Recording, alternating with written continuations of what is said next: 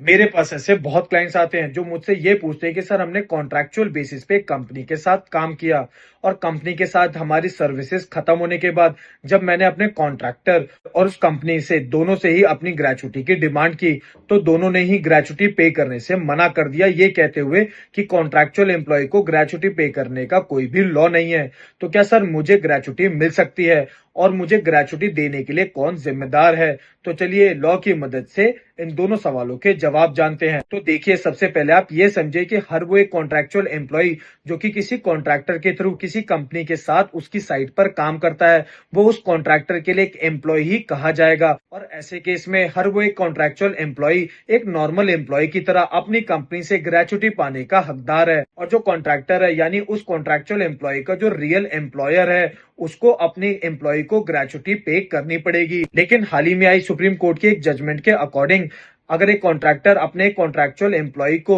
Gratuity पे करने से मना करता है या फिर ग्रेचुटी पे करने में फेल हो जाता है, तो उस केस में उस प्रिंसिपल एम्प्लॉयर को जिसकी साइट पे वो कॉन्ट्रैक्चुअल एम्प्लॉय उस कॉन्ट्रैक्टर के थ्रू काम कर रहा था, उसको उस कॉन्ट्रैक्चुअल एम्प्लॉय को ग्रेचुटी पे करनी पड़ेगी। जिसका मतलब ये हुआ कि कॉन्ट्रैक्चुअल एम्प्लॉय को ग्रेचुटी या तो अपने कॉन्ट्रैक्टर से या फिर उस प्रिंसिपल एम्प्लॉयर से जिसकी साइट पे वो एम्प्लॉय काम कर रहा था, उससे भी ग्रेचुटी मिल सकती है।